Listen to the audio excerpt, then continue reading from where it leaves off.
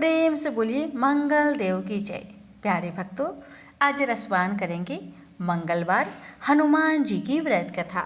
हे भक्तों, मर्यादा पुरुषोत्तम भगवान श्री राम के परम भक्त श्री हनुमान जी के बारे में तो सभी जानते हैं। ये भी जानते हैं कि दशरथ नंदन राम हनुमान के हृदय में बसते हैं।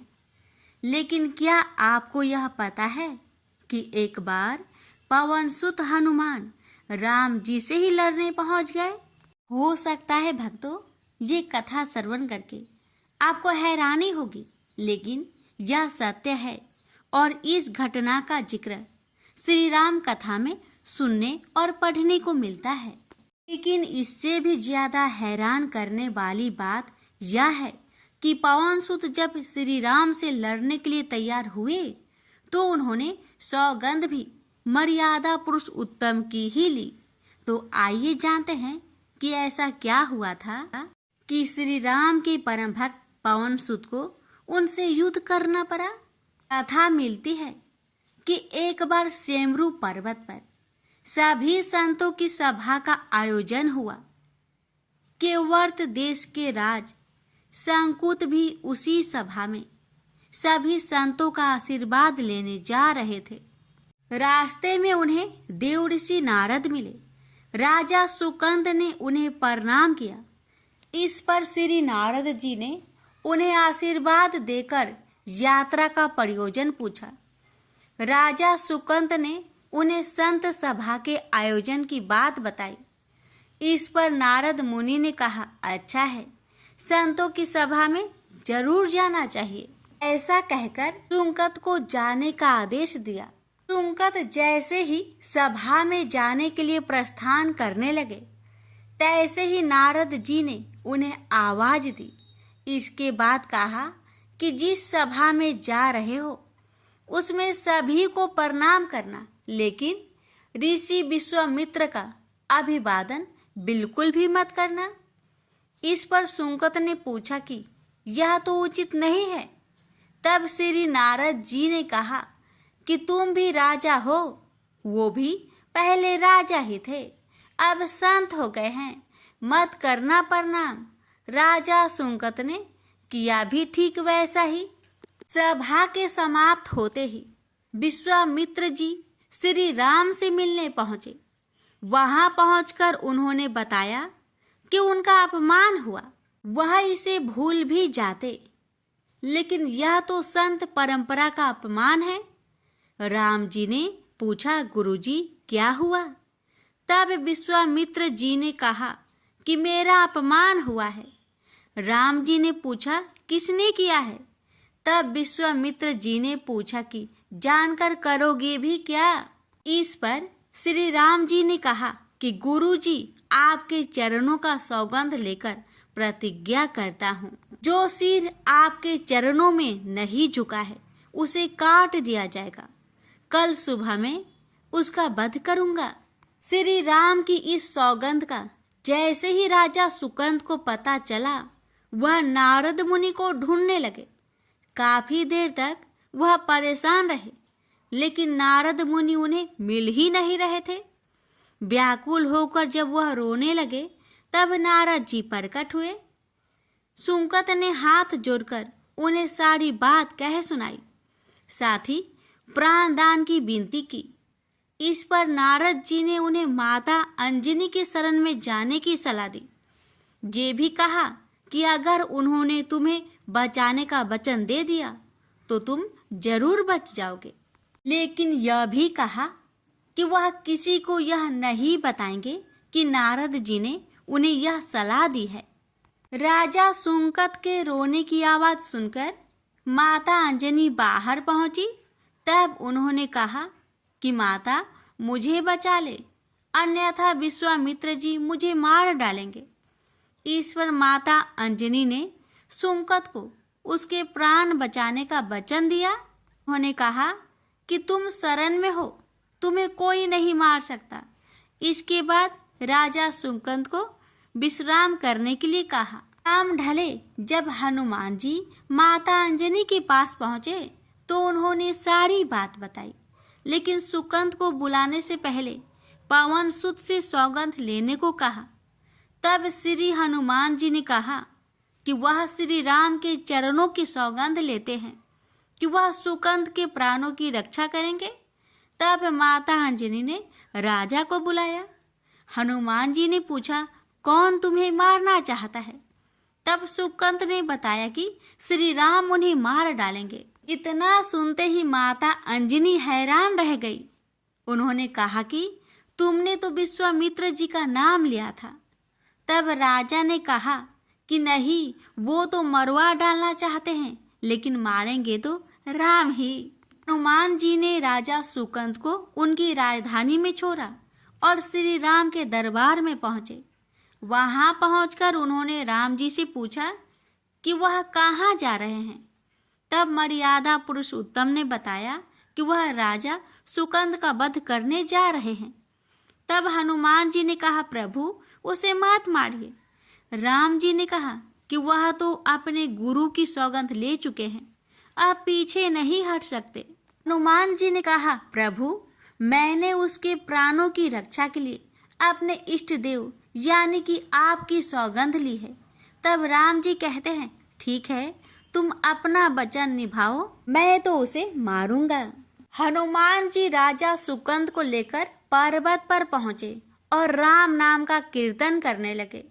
उधर राम जी राजा सुकंद को मारने के लिए उनकी राजधानी पहुंचे, लेकिन वह नहीं मिले। तो वह उन्हें ढूंढते हुए पर्वत पर पहुंचे।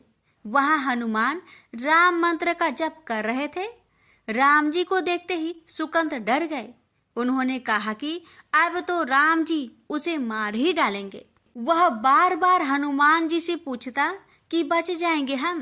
तब उन्होंने कहा कि राम मंत्र का जप करते रहो और निश्चिंत रहो, भगवान नाम पर पूरा भरोसा रखो। लेकिन वह काफी डरे हुए थे, तो हनुमान जी ने सुकंद को राम नाम मंत्र के घेरे में बैठा दिया। इसके बाद राम नाम जपने लगे। राम जी ने राजा सुकंद को देखकर जब बाण चलाना शुरू किया तो वह राम नाम के मंत्र के आगे विफल हो जाते। राम जी हताश हो गए कि क्या करें। यह दृश्य देखकर श्री लक्ष्मण जी को लगा कि हनुमान जी भगवान राम को परेशान कर रहे हैं, तो उन्होंने स्वयं ही हनुमान जी पर बाण चला दिया। लेकिन यह क्या, उस बाण से पवन सुत के बजाय श्री राम मूर्छित हो गए। यह देखते ही लक्ष्मण जी दौड़ पड़े और देखते ही कि बाण तो हनुमान जी पर चलाया था, लेकिन मूर्छित राम जी कैसे हो गए। तब उन्होंने देखा कि पवन सुत के हृदय में तो श्री राम बसते हैं।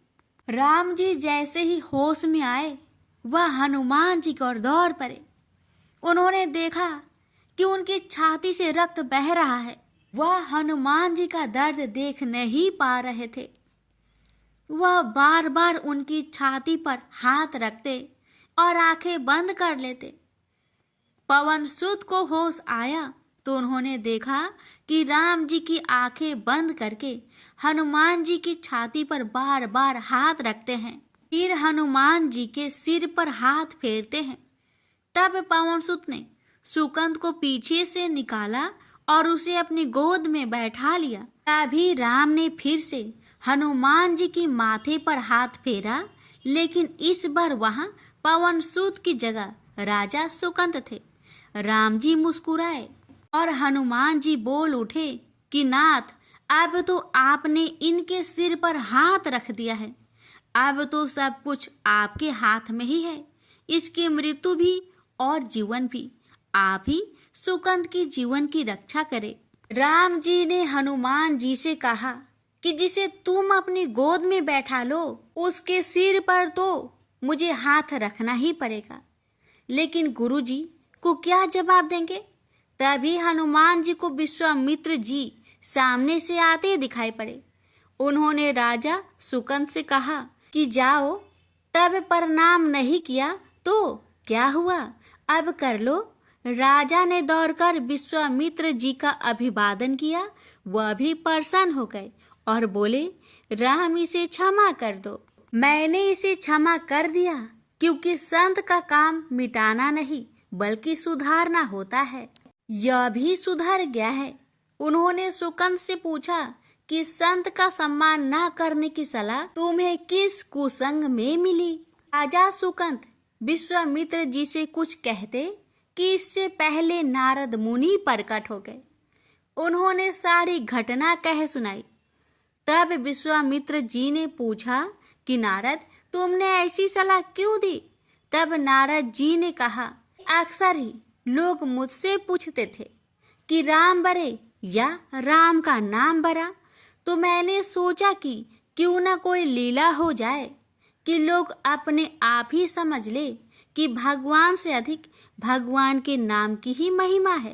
प्रेम से बोलिए जय श्री राम। सीता मैया की जय। पवन पुत्र हनुमान की जय। हनुमान जी और उनके पुत्र मकरध्वज की कथा। पवन पुत्र हनुमान बाल ब्रह्मचारी थे, लेकिन मकरध्वज को उनका पुत्र कहा जाता है। यह कथा उसी मकरध्वज की है। वाल्मीकि रामायण के अनुसार लंका जलाते समय आग की तापिश के कारण हनुमान जी को बहुत पसीना आ रहा था।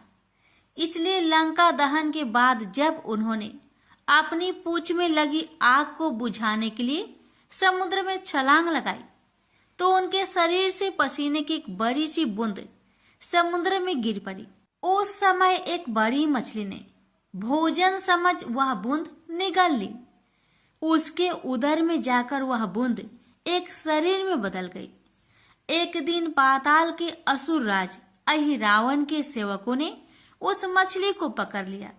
जब वे उसका पेट चीर रहे थे, तो उसमें से बानर की आकृति का एक मनुष्य निकला। वे उसे अहिरावण के पास ले गए। अहिरावण ने उसे पातालपुरी का रक्षक नियुक्त कर दिया। यही बानर हनुमान पुत्र मकरध्वज के नाम से प्रसिद्ध हुआ। तब राम और रावण में युद्ध हो रहा था। तब रावण की आज्ञा अनुसार अहिरावण राम लक्ष्मण का अपहरण कर उन्हें पातालपुरी ले गया। उनके अपहरण से वानर सेना भयभीत व शोकाकुल हो गई। लेकिन विभीषण ने यह भेद हनुमान के समक्ष प्रकट कर दिया। तब राम लक्ष्मण की सहायता के लिए हनुमान जी पातालपुरी पहुंचे। तब उन्होंने पाताल के द्वार पर एक बानर को देखा तो वे आश्चर्यचकित हो गए। उन्होंने मकरध्वज से उसका परिचय पूछा। मकरध्वज अपना परिचय देते हुए बोला, मैं हनुमान पुत्र मकरध्वज हूँ और पातालपुरी का द्वारपालक हूँ। मकरध्वज की बात सुनकर हनुमान क्रोधित होकर बोले, यह तुम क्या कह रहे हो दुष्ट? मैं बाल ब्रह्मचारी हूँ, फिर भला तुम मेरे पुत्र कैसे हो सकते हो? हनुमान का परिचय पाते ही मकरध्वज उनके चरणों में गिर गया और उन्हें प्रणाम कर अपनी उत्पत्ति की कथा सुनाई। हनुमान जी ने भी मान लिया कि वह उनका ही पुत्र है, लेकिन यह कहकर कि वे अभी अपने श्री राम और लक्ष्मण को लेने आए हैं। जैसे ही द्वार की ओर बढ़े, वैसे ही मकरध्वज उनका मार्ग रोकते हुए बोला, पिताश्री, यह सत्य है कि मैं आपका पुत्र हूँ, लेकिन अभी मैं अपने स्वामी की सेवा में हूँ, इसलिए आप अंदर नहीं जा सकते। हनुमान ने मकरध्वज को अनेक प्रकार से समझाने का प्रयास किया, किंतु वह द्वार से नहीं हटा। तब दोनों में घोर युद्ध शुरू हो गया। देखते ही देखते हनुमान जी उसे अपनी पूंछ में बांधकर पाताल में प्रवेश कर गए। हनुमान सीधे देवी मंदिर में पहुंचे, जहां अहिरावण राम लक्ष्मण की बलि देने वाला था। हनुमान जी को देखकर चामुंडा देवी पाताल लोक से प्रस्थान कर गई। तब हनुमान जी देवी रूप धारण करके वहां स्थापित हो गए। कुछ देर के बाद अहिरावण वहां आया और पूजा अर्चना करके जैसे ही उसने राम लक्ष्मण की बलि देने के लिए तलवार उठाई, वैसे ही भयंकर गर्जना करते हुए हनुमान जी प्रकट हो गए और उसी तलवार से अहिरावण का वध कर दिया। उन्होंने राम लक्ष्मण को बंधन मुक्त किया। तब श्री राम ने पूछा, हनुमान, तुम्हारी पूंछ में यह कौन बंधा है? बिल्कुल तुम्हारे ही समान लग रहा है, इसे खोल दो। हनुमान ने मकर ध्वज का परिचय देकर उसे बंधन मुक्त कर दिया। मकर ध्वज ने श्री राम के समक्ष सिर झुका लिया। तब श्री राम ने मकर ध्वज का राज्य अभिषेक कर उसे पाताल का राजा घोषित कर दिया और कहा कि भविष्य में वह अपने पिता के समान दूसरों की सेवा करे। यह सुनकर मकर ध्वज ने तीनों को प्रणाम किया। तीनों उसे आशीर्वाद देकर वहां से प्रस्थान कर गए। इस प्रकार मकर ध्वज हनुमान का पुत्र कहलाए। तो प्रेम से बोलिए, पवन पुत्र हनुमान की जय। अब श्रवण करेंगे राम नाम की महिमा की बड़ी ही सुंदर कथा। लंकापति रावण के वध के बाद जब अयोध्यापति प्रभु श्री राम की कीर्ति दूर दूर तक फैल रही थी और वह मर्यादा पुरुषोत्तम कहलाने लगे, तब एक दिन महादेव शिव की इच्छा भी मर्यादा पुरुषोत्तम श्री राम से मिलने की हुई। पार्वती को संग लेकर महादेव कैलाश पर्वत उतरकर अयोध्या नगरी के रास्ते चल पड़े। भगवान शिव और माँ पार्वती को अयोध्या आया देखकर राम जी बहुत खुश हुए। माता जानकी ने उनका उचित आदर सत्कार किया और स्वयं भोजन बनाने के लिए रसोई में चली गई। इस बीच भगवान शिव ने श्री राम जी से पूछा, आपके सेवक हनुमान जी दिखाई नहीं पड़ रहे हैं? श्री राम बोले, वे बगीचे में हैं। शिव जी ने श्री राम जी से बगीचे में जाने की अनुमति मांगी और पार्वती जी का हाथ थामकर बगीचे में आ गए। बगीचे की खूबसूरती देखकर उनका मन मोहित हो गया। आम के एक घने वृक्ष के नीचे हनुमान जी दीन दुनिया से बेखबर गहरी नींद में सोए थे और एक लय में खराटे से राम नाम की ध्वनि उठ रही थी। चकित होकर शिव जी और माता पार्वती एक दूसरे की ओर देखने लगे। माता पार्वती मुस्कुरा उठी और वृक्ष की डालियों की ओर इशारा किया। राम नाम सुनकर पेड़ की डालियां भी झूमने लगी थी और इनके बीच से भी राम नाम उच्चारित हो रहा था। शिव जी इस राम नाम की धुन में मस्त मगन होकर खुद भी राम राम कहकर नाचने लगे। माता पार्वती जी ने भी अपने पति का अनुसरण किया और अपने कोमल पैर थिरकाने लगी। शिव जी और पार्वती जी के नृत्य से ऐसी झनकार उठी कि स्वर्ग लोक के देवतागण भी आकर्षित होकर बगीचे में आ गए और राम नाम की धुन में सभी मस्त हो गए। माता जानकी भोजन तैयार करके प्रतीक्षारत थी, परंतु संध्या घिरने तक भी अतिथि नहीं पधारे। तब अपने देवर लक्ष्मण जी को बगीचे में भेजा। लक्ष्मण जी तो स्वयं को श्री राम का सेवक ही मानते थे। अब बगीचे में आकर जब उन्होंने धरती पर स्वर्ग का नजारा देखा तो खुद भी राम नाम की धुन में झूम उठे। महल में माता जानकी परेशान हो रही थी कि अभी तक भोजन ग्रहण करने कोई भी क्यों नहीं आया। उन्होंने श्री राम जी से कहा, भोजन ठंडा हो रहा है, चलिए हम ही जाकर बगीचे में से सभी को ले आए। जब राम जी बगीचे में गए तो वहां राम नाम की धुन मची हुई थी। हनुमान जी गहरी नींद में सोए हुए थे और उनके खराटों से अभी तक राम नाम निकल रहा था। श्री राम भाव विहल हो उठे। राम जी ने हनुमान जी को नींद से जगाया और प्रेम से उनकी तरफ निहारने लगे। हनुमान जी प्रभु को आया देख शीघ्रता से उठ खड़े हुए। नित्य की सभा भंग हो गई। शिव जी खुले कंठ से हनुमान जी की राम भक्ति की सराहना करने लगे। हनुमान जी सकुचाए लेकिन मन ही मन खुश हो रहे थे। श्री सिया राम ने भोजन करने का आग्रह भगवान शिव जी से किया।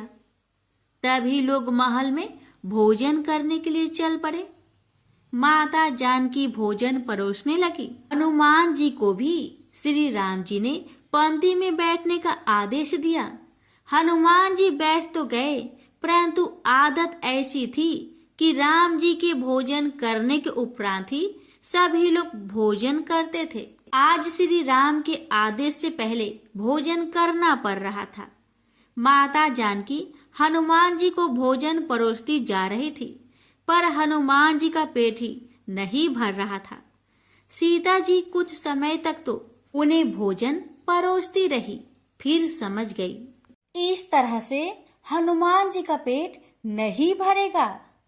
उन्होंने तुलसी के एक पत्ते पर राम नाम लिखा और भोजन के साथ हनुमान जी को परोस दिया। तुलसी पत्र खाते ही हनुमान जी को संतुष्टि मिली और वह भोजन खाकर उठ खड़े हुए। भगवान शिव शंकर ने प्रसन्न होकर हनुमान जी को आशीर्वाद दिया कि आपकी राम भक्ति युगों युगों तक याद की जाएगी और आप संकट मोचन कहलाएंगे। प्रेम से बोलिए सिया रामचंद्र की जय। हर हर महादेव। माता पार्वती की जय। हनुमान जी की जय। व्यास जी ने कहा, एक बार नैमिषारण्य तीर्थ में 80,000 मुनि एकत्र होकर पुराणों के ज्ञाता श्री सूत जी से पूछने लगे, हे महामुने, आपने हमें अनेक पुराणों की कथाएं सुनाई हैं।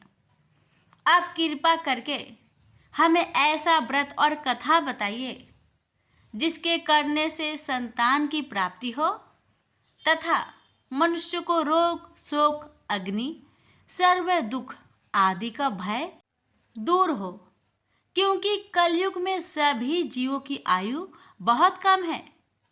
फिर इस पर उन्हें रोग चिंता के कष्ट लगे रहेंगे तो फिर वह श्री हरि के चरणों में अपना ध्यान कैसे लगा सकेंगे। श्री सूत जी बोले, हे मुनियों, आपने लोक कल्याण के लिए बहुत ही उत्तम बात पूछी है।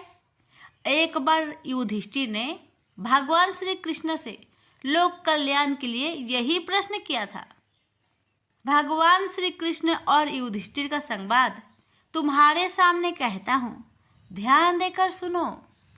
एक समय पांडवों की सभा में श्री कृष्ण जी बैठे हुए थे। तब युधिष्ठिर ने भगवान श्री कृष्ण से प्रश्न किया, हे प्रभु नंद नंदन गोविंद, आपने मेरे लिए अनेकों कथाएं सुनाई हैं। आज आप कृपा करके ऐसा व्रत या कथा सुनाइए जिसके करने से मनुष्य को रोग चिंता का भय समाप्त हो और उसको पुत्र की प्राप्ति हो। हे प्रभु, बिना पुत्र के जीवन व्यर्थ है। पुत्र के बिना मनुष्य नरकगामी होता है। पुत्र के बिना मनुष्य पितृ ऋण से छुटकारा नहीं पा सकता और ना ही उसका पुण्यक नामक नरक से उद्धार हो सकता है। अतः पुत्रदायक व्रत बतलाइए। श्री कृष्ण भगवान बोले, हे राजन, मैं एक प्राचीन इतिहास सुनाता हूँ, आप उसे ध्यान पूर्वक सुनो। कुंडलपुर नामक एक नगर था। उसमें नंदा नामक एक ब्राह्मण रहता था। भगवान की कृपा से उसके पास सब कुछ था, फिर भी वह दुखी था। उसका कारण यह था कि ब्राह्मण की स्त्री सुनंदा की कोई संतान न थे। सुनंदा पतिव्रता थी, भक्ति पूर्वक श्री हनुमान जी की आराधना करती थी। मंगलवार के दिन व्रत करके अंत में भोजन बनाकर हनुमान जी का भोग लगाने के बाद स्वयं भोजन करती थी। एक बार मंगलवार के दिन ब्राह्मणी गृह कार्य की अधिकता के कारण हनुमान जी को भोग ना लगा सके, तो इस पर उसे बहुत दुख हुआ। उसने कुछ भी नहीं खाया और अपने मन में प्रण किया कि अब तो अगले मंगलवार को ही हनुमान जी का भोग लगाकर अन्न जल ग्रहण करूंगी। ब्राह्मणी सुनंदा प्रतिदिन भोजन बनाती, श्रद्धापूर्वक पति को खिलाती, परंतु स्वयं भोजन नहीं करती और मन ही मन श्री हनुमान जी की आराधना करती। इसी प्रकार 6 दिन गुजर गए और ब्राह्मणी सुनंदा अपने निश्चय के अनुसार भूखी प्यासी निराहार रही। अगले मंगलवार को ब्राह्मणी सुनंदा प्रातः काल ही बेहोश होकर गिर पड़ी। ब्राह्मणी सुनंदा की इस असीम भक्ति के प्रभाव से श्री हनुमान जी बहुत प्रसन्न हुए और प्रकट होकर बोले, सुनंदा, मैं तेरी भक्ति से बहुत प्रसन्न हूँ, तू उठ और वर मांग। सुनंदा अपने आराध्य देव श्री हनुमान जी को देखकर आनंद की अधिकता से विह्वल हो श्री हनुमान जी के चरणों में गिरकर बोली, हे प्रभु, मेरे कोई संतान नहीं है, कृपा करके मुझे संतान प्राप्ति का आशीर्वाद दे, आपकी अति कृपा होगी। श्री महावीर जी बोले, तेरी इच्छा पूर्ण होगी, तेरे एक कन्या पैदा होगी, उसके अष्टांग प्रतिदिन सोना दिया करेंगे। इस प्रकार कहकर श्री महावीर जी अंतर्ध्यान हो गए। ब्राह्मणी सुनंदा बहुत हर्षित हुई और सभी समाचार अपने पति से कहा। ब्राह्मण देव कन्या का वरदान सुनकर कुछ दुखी हुआ, परंतु सोना मिलने की बात सुनी तो बहुत प्रसन्न हुआ। विचार किया कि ऐसी कन्या के साथ मेरी निर्धनता भी समाप्त हो जाएगी। श्री हनुमान जी की कृपा से वह ब्राह्मणी गर्भवती हुई और 10वें महीने में उसे बहुत ही सुंदर पुत्री प्राप्त हुई। यह बच्ची अपने पिता के घर में ठीक उसी तरह बढ़ने लगी जिस प्रकार शुक्ला पक्ष की चंद्रमा बढ़ता है। 10वें दिन ब्राह्मण ने उस बालिका का नामकरण संस्कार कराया। उसके कुल पुरोहित ने उस बालिका का नाम रत्नावली रखा, क्योंकि यह कन्या सोना प्रदान किया करती थी। इस कन्या ने पूर्व जन्म में बड़े ही विधान से मंगल देव का व्रत किया था। रत्नावली का अष्टांग बहुत सा सोना देता था। उस सोने से नंदा ब्राह्मण बहुत ही धनवान हो गया। अब ब्राह्मणी भी बहुत अभिमानी करने लगी। समय बीतता रहा। अब रत्नावली 10 वर्ष की हो चुकी। एक दिन जब नंदा ब्राह्मण प्रसन्नचित्त था, तब सुनंदा ने अपने पति से कहा, मेरी पुत्री रत्नावली विवाह के योग हो गई है, अतः आप कोई सुंदर तथा योग वर देकर इसका विवाह कर दे। यह सुन ब्राह्मण बोला, अभी तो रत्नावली बहुत छोटी है। तब ब्राह्मणी बोली, शास्त्रों की आज्ञा है कि कन्या 8वें वर्ष में गौरी, 9 वर्ष में रोहिणी, 10वें वर्ष में कन्या, इसके पश्चात रजवाला हो जाती है। गौरी के दान से पाताल लोक की प्राप्ति होती है, रोहिणी के दान से वैकुंठ लोक की प्राप्ति होती है, कन्या के दान से इंद्रलोक में सुखों की प्राप्ति होती है। अगर हे पतिदेव रजवाला का दान किया जाता है तो घोर नरक की प्राप्ति होती है। इस पर ब्राह्मण बोला, अभी तो रत्नावली मात्र 10 ही वर्ष की है और मैंने तो 16-16 साल की कन्याओं का विवाह कराए हैं, अभी जल्दी क्या है। तब ब्राह्मणी सुनंदा बोली, आपको तो लोभ अधिक हो गया है। शास्त्रों में कहा गया है कि माता पिता और बड़ा भाई रजवाला कन्या को देखते हैं तो वह अवश्य नरकगामी होते हैं। तब ब्राह्मण बोला, अच्छी बात है, कल मैं अवश्य ही योग वर की तलाश में अपना दूत भेजूंगा। दूसरे दिन ब्राह्मण ने अपने दूत को बुलाया और आज्ञा दी कि जैसी सुंदर मेरी कन्या है वैसा ही सुंदर वर उसके लिए तलाश करो। दूत अपने स्वामी की आज्ञा पाकर निकल पड़ा। पंपई नगर में उसने एक सुंदर लड़के को देखा। यह बालक एक ब्राह्मण परिवार का बहुत गुणवान पुत्र था। इसका नाम सोमेश्वर था। दूत ने इस सुंदर व गुणवान ब्राह्मण पुत्र के बारे में अपने स्वामी को पूर्ण विवरण दिया। ब्राह्मण नंदा को भी सोमेश्वर अच्छा लगा और फिर शुभ मुहूर्त में विधि पूर्वक कन्यादान करके ब्राह्मण ब्राह्मणी संतुष्ट हुए। परंतु ब्राह्मण के मन तो लोभ समाया हुआ था। उसने कन्यादान तो कर दिया था, पर वह बहुत खिन्न भी था। उसने विचार किया कि रत्नावली तो अब चली जाएगी और मुझे इससे जो सोना मिलता था वह अब मिलेगा नहीं। मेरे पास जो धन था कुछ तो इसके विवाह में खर्च हो गया। और जो शेष बचा है वह भी कुछ दिनों के पश्चात समाप्त हो जाएगा। मैंने तो इसका विवाह करके बहुत बड़ी भूल कर दी है। अब कोई ऐसा उपाय हो कि रत्नावली मेरे घर में ही बनी रहे, अपने ससुराल ना जावे। लोभ रूपी राक्षस ब्राह्मण के मस्तिष्क पर छाता जा रहा था। रात भर अपनी सैया पर बेचैनी से करवटें बदलते बदलते उसने एक बहुत ही क्रूर निर्णय लिया। उसने विचार किया कि जब रत्नावली को लेकर उसका पति सोमेश्वर अपने घर के लिए जाएगा तो वह मार्ग में छिपकर सोमेश्वर का वध कर देगा और अपनी लड़की को अपने घर ले आएगा, जिससे नियमित रूप से उसे सोना भी मिलता रहेगा और समाज का कोई मनुष्य उसे दोष भी नहीं दे सकेगा। प्रातःकाल हुआ तो नंदा और सुनंदा ने अपने जामाई तथा लड़की को बहुत सारा धन देकर विदा किया। सोमेश्वर अपनी पत्नी रत्नावली को लेकर ससुराल से अपने घर की तरफ चल दिया। ब्राह्मण नंदा महालोभ के वशीभूत हो अपने मति खो चुका था। पाप पुण्य को उसे विचार न रहा था। अपने भयानक व क्रूर निर्णय को कार्य रूप देने के लिए उसने अपने दूत को मार्ग में अपने जामाई का वध करने के लिए भेज दिया था, ताकि रत्नावली से प्राप्त होने वाला सोना उसे हमेशा मिलता रहे और वो कभी निर्धन ना हो। ब्राह्मण के दूत ने अपने स्वामी की आज्ञा का पालन करते हुए उसके जमाई सोमेश्वर का मार्ग में ही वध कर दिया। समाचार प्राप्त कर ब्राह्मण नंदा मार्ग में पहुंचा और रुदन करते अपनी पुत्री रत्नावली से बोला, हे पुत्री, मार्ग में लुटेरों ने तेरे पति का वध कर दिया है। भगवान की इच्छा के आगे किसी का कोई बस नहीं चलता है।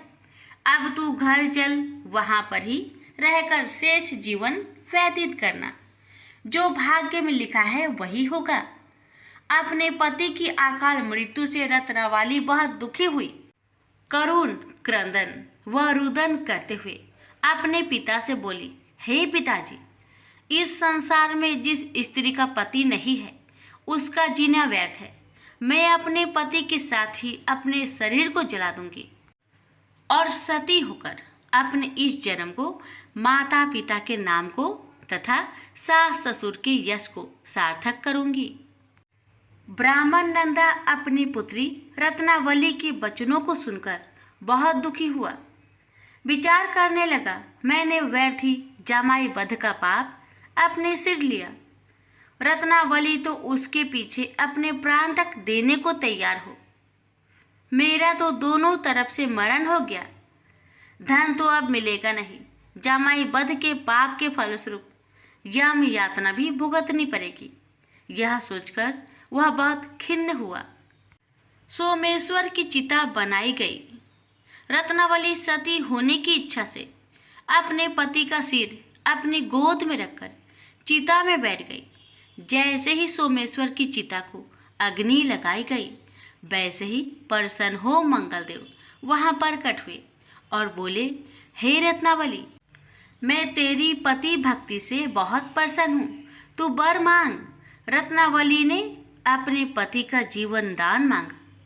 तब मंगलदेव बोले, रत्नावली, तेरा पति अजर अमर है, यह महाविद्वान भी होगा और इसके अतिरिक्त तेरी जो इच्छा हो वर मांग।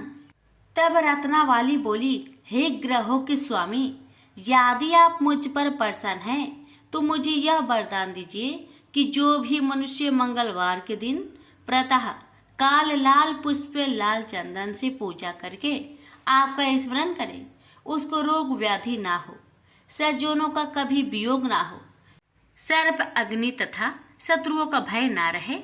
जो स्त्री मंगलवार का व्रत करे वह कभी विधवा ना हो। मंगलदेव तथास्तु कहकर अंतर्ध्यान हो गए। सोमेश्वर मंगलदेव की कृपा से जीवित हो उठा। रत्नावली अपने पति को पुनः प्राप्त कर बहुत प्रसन्न हुई और मंगलदेव का व्रत प्रत्येक मंगलवार को करके व्रतराज और मंगलदेव की कृपा से इस लोक में सुख ऐश्वर्य को भोगते हुए अंत में अपने पति के साथ स्वर्गलोक को गई। प्रेम से बोलिए मंगल देव की जय। प्यारे भक्तों, अब रसपान करिए मंगलवार को सुनी जाने वाली मंगला गौरी माता की व्रत कथा। हे माता रानी, आपकी इस पावन कथा को जो भी भक्त श्रद्धा पूर्वक पूरा सुने, उन भक्तों की सभी मनोकामना को पूर्ण करना। प्रेम से बोलिए मंगला गौरी माता रानी की जय। प्राचीन काल में कुरु देश में श्रुति कीर्ति नामक एक राजा शास्त्र ज्ञाता, कीर्तिमान तथा शत्रु रहित था। वह 64 कलाओं को जानने वाला तथा धनुर्विद्या में निपुण था। उसके यहाँ संसार की किसी वस्तु की कमी ना थी। कमी थी तो केवल एक संतान की। संतान प्राप्ति के लिए वह दिन रात यत्न करता था। उसने संतान के लिए देवी की आराधना भी की। एक दिन देवी ने उसकी आराधना से प्रसन्न होकर उससे साक्षात दर्शन दिए और कहा, हे श्रुतकीर्ति, वर मांगो। राजा श्रुतकीर्ति ने कहा, माँ, यदि आप मुझ पर प्रसन्न है तो मुझे एक पुत्र दे। आपकी कृपा से मेरे यहाँ धन्य धान्य आदि किसी चीज की कमी नहीं। बस एक पुत्र का सुख छोड़कर मेरे यहाँ सब आनंद है। राजा के वचन सुनकर देवी मुस्कुराई। उसने कहा, राजन, तुमने एक दुर्लभ वस्तु की याचना की है, फिर भी तुमको पुत्र अवश्य दूंगी। लेकिन तुम मेरी बात को ध्यान देकर सुनो। तुम्हारे यहाँ जो पुत्र होगा वह अत्यंत गुणवान भी होगा, किंतु वह 16 वर्ष से अधिक नहीं जिएगा। हाँ, यदि एक सुंदर अथवा विद्याविहीन पुत्र होगा तो वह बहुत समय तक जीवित रहेगा। देवी की बात सुनकर राजा चिंताग्रस्त हो गया। उसने अपनी रानी से बात की और फिर उसकी बात से गुणी संपूर्ण लक्षण युक्त 16 वर्ष की आयु वाला पुत्र मांगा। देवी ने कहा, राजा, मेरे मंदिर के मुख्य द्वार पर आम का पेड़ है। मेरी आज्ञा है कि तुम उस पेड़ से एक आम तोड़कर अपनी रानी को खाने के लिए दो। उसको खाने से रानी को अश्वमेव गर्भ रहेगा। राजा ने प्रसन्न होकर देवी के मंदिर के मुख्य द्वार पर जो आम का पेड़ था, वहां से एक आम तोड़कर अपनी पत्नी को खाने के लिए दिया। रानी ने देवी के आदेश अनुसार फल खाया और 10 मास के पश्चात उसके यहाँ देवपुत्र तुल्य पुत्र पैदा हुआ। हर्ष शोक से संपन्न राजा ने राजकुमार का जात कर्म आदि संस्कार करवाया और भगवान सदा शिव का ध्यान धरकर उसका नाम चिरायु रखा। लड़का अपने माता पिता की देख रेख में चांद की तरह बढ़ने लगा। दिन बीतते गए और उसका 16वां वर्ष आरंभ हो गया। राजा रानी दोनों को चिंता सताने लगी। राजा ने सोचा, मैंने यह पुत्र बड़े कष्ट से प्राप्त किया है। अपनी आंखों में से इसकी मृत्यु कैसे देख सकूंगा। यह विचार करके उसने राजकुमार को उसके मामा के साथ काशी भेज दिया। जाने के समय रानी ने अपने भाई से कहा, तुम कार्पटिक वेश धारण करके राजकुमार को काशी ले जाओ। मैंने इसके जन्म से पूर्व भगवान श्री सदाशिव से प्रार्थना की थी, हे प्रभु, पुत्र प्राप्ति पर मैं उसे जगतपति की यात्रा के लिए भेजूंगी। तुम इसको इस समय काशी ले जाओ कि देह प्राण की रक्षा करना। रानी का भाई अपनी बहन की बात सुनकर भांजे को साथ लेकर काशी चला गया। कई दिन की यात्रा के पश्चात वह आनंद नगर पहुंचा। वहां पर बीरसेन नामक राजा राज्य करता था, जो शास्त्र ज्ञाता, कीर्तिमान तथा शत्रु रहित था। उस राजा की कन्या मंगल गौरी अपने रूप लावण्य के कारण चहु और प्रसिद्ध थी। मानो वह राजकुमारी आकाश की चांद की तुलना में धरती का चांद थी।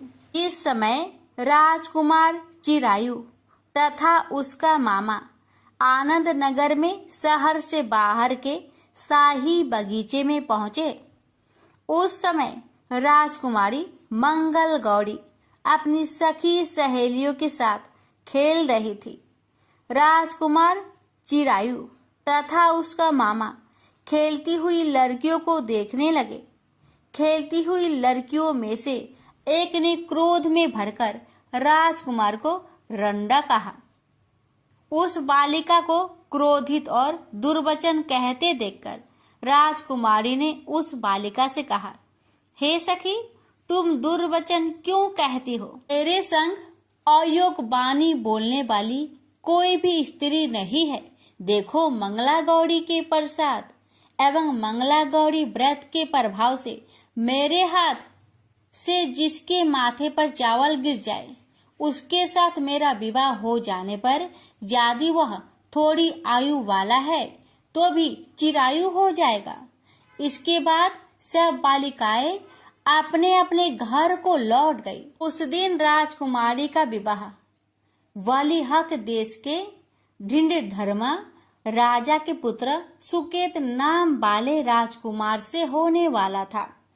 लेकिन सुकेत मूर्ख, कुरूप तथा बहरा था। वर पक्ष वाले उसकी बजाय विवाह मंडप में अन्य अच्छा वर ले जाने की इच्छा प्रकट कर चुके थे। विवाह के पश्चात सुकेत के बजाय प्रस्तुत वर को भगा दिया जाएगा और सुकेतु बालिहक देश को अपनी पत्नी को लेकर लौट जाएगा। ऐसा विचार करके वर पक्ष के कुछ आदमी चिरायु के पास जाकर उसके मामा से कहने लगे, यह बालक तुम हमें दे दो, इसके द्वारा हमारा कार्य सिद्ध होने वाला है। इस भूमि पर परोपकार जैसा अन्य कोई धर्म नहीं है। उन लोगों की बात सुनकर चिरायु का मामा प्रसन्न हो गया, क्योंकि वह बगीचे में मंगल गौरी की बात सुन चुका था। उसने वर पक्ष वालों से कहा, आप लोग इस लड़के को क्यों चाहते हैं? विवाह के लिए वस्त्र, गहने आदि तो मांगे जा सकते हैं, लेकिन कोई वर थोड़े ही मांगा जाता है। फिर भी मैं आपकी बात रखता हुआ लड़का आपको दे रहा हूँ। और पक्षीजन राजकुमार चिरायु को विवाह मंडप में ले गए और विवाह कार्य सिद्ध हो गया। जब सप्तपदी आदि कार्य होने के बाद रात में राजकुमार मंगल गौरी के साथ सोया ही उसका 16वां वर्ष समाप्त हो रहा था। ठीक उसी समय काल सांप के रूप में वहां आया। संयोगवश उसी समय राजकुमारी की नींद खुल गई और वह सांप को देखकर मारे भय के कांपने लगी। फिर उसने भय त्याग कर सांप की पूजा की, पीने के लिए उसे बहुत सा दूध दिया, प्रार्थना की, दीन बानी से उसकी स्तुति की। मंगल गौरी ने कहा, मैं उत्तम व्रत करूंगी, मेरे पतिदेव जीवित हो जाए और चिरंजीवी हो। देखते ही देखते सांप कमंडल में प्रवेश कर गया। अपनी कुछ की चोली से राजकुमारी ने कमंडल का मुख बांध दिया। उस समय राजकुमार अपने शरीर के अंगों को ऐंठते हुए जाकर उठकर बैठ गया। उसने राजकुमारी से कहा, मुझे बहुत भूख लगी है। राजकुमारी ने माता के समीप जाकर लड्डू आदि लाकर राजकुमार को खाने के लिए दिए। राजकुमार ने प्रसन्न होकर भोजन किया। हाथ धोते समय उसके हाथ से अंगूठी गिर गई। वह पान खाकर दोबारा सो गया। उसके सोने के बाद राजकुमारी कमंडल को बाहर फेंकने के लिए गई, लेकिन विधि के विधान से बाहर जाते समय चमकते हुए हार की चमक देखकर चकित रह गई। उसने उस घाट में स्थित हार को अपने गले में पहन लिया। थोड़ी रात बाकी रहने पर चिरायु का मामा आकर उसे ले गया। चिरायु के जाने के बाद वर पक्षी जन सुकेतु को वहां ले आए। मंगल गौरी ने जब सुकेतु को देखा तो कहा, यह मेरा पति नहीं है। इस पर वर पक्षी जनों ने राजकुमारी से कहा, हे देवी, यह तुम क्या कह रही हो? यदि कोई पहचान हो तो कहो। मंगल गौरी ने कहा, रात को मेरे पति ने जो मुझे जराऊ हार दिया है, उस हार के रत्नों की सुंदरता यह बताए। यह कोई अन्य ही है। रात्रि में अमृत सेचन के समय मेरे पति का केसर युक्त पद मेरी जांघ में लगा हुआ है। सब लोग उसे देखो। रात के समय मेरे पति और मेरे पति के बीच जो बातचीत हुई है और हमने क्या भोजन किया था, ये भी बतलाए तो यह मेरा पति होगा। मंगल गौरी की बात सुनकर हर पक्षी जनों ने कहा, ठीक है, लेकिन सुकेतु उपरोक्त प्रश्नों में से किसी एक का भी उत्तर नहीं दे सका। इस पर कन्या पक्ष वालों ने उसके साथ राजकुमारी को भेजने से इनकार कर दिया और वर पक्षी जन अपना सा मुंह लेकर जैसे आए थे वैसे ही लौट गए। मंगल गौरी के पिता महाराजा वीरसेन ने प्रसन्न होकर एक महान यज्ञ रचाया। उसने ये भी सुना कि वर पक्षी जन किस प्रकार अपने कुरूप राजकुमार के बजाय किसी अन्य सुंदर युवक को विवाह के मंडप में ले आए थे और उसके साथ मंगल गौरी का विवाह हुआ था। अब मंगल गौरी राजमहल के बरामदे में एक चीक की ओट में बैठ गई और प्रत्येक आते जाते यात्री को देखने लगी ताकि उनमें कहीं उसे चिरायु दिखाई दे जाए। उधर चिरायु भी अपने ससुराल का हाल जानने के लिए अपने मामा के साथ वहां आन पहुंचा। जो ही वह चीक के सामने से गुजरा, मंगल गौरी ने उसे देखकर कहा, पिताजी, मेरे पति आ गए हैं। राजा ने तुरंत ही मामा भांजे को राजभवन के भीतर बुलवा भेजा। मंगल गौरी की बतलाई हुई सब निशानियां चिरायु में मौजूद थी। राजा ने वस्त्र भरण, अश्व गज, रथ तथा अन्य बहुत सी चीजें के साथ मंगल गौरी चिरायु के साथ कर दी। उसके बाद चिरायु राजा वीरसेन से विदा होकर अपनी पत्नी एवं मामा के साथ कुल नंदन सेना सहित अपने नगर को गया। जब उसके माता पिता ने लोगों के मुख से उसकी आपसी के संबंध में सुना तो उन्हें इस बात का विश्वास नहीं हुआ। वह सोचने लगे कि भाग्य के विपरीत कैसे हो सकता है। वह अभी यह सोच ही रहे थे कि राजकुमार चिरायु ने माता और पिता के चरणों में प्रणाम किया। माता ने उसका सिर सूंघा और उसके आनंद का कोई पारावर न रहा। फिर उसने पुत्र वधू को अपनी गोदी में बैठाकर उससे सारा हालचाल पूछा। भगवान शंकर बोले, हे महान मुने, मंगल गौरी ने उसको व्रत महात्म्य तथा पिछला समस्त घटनाक्रम बतलाया।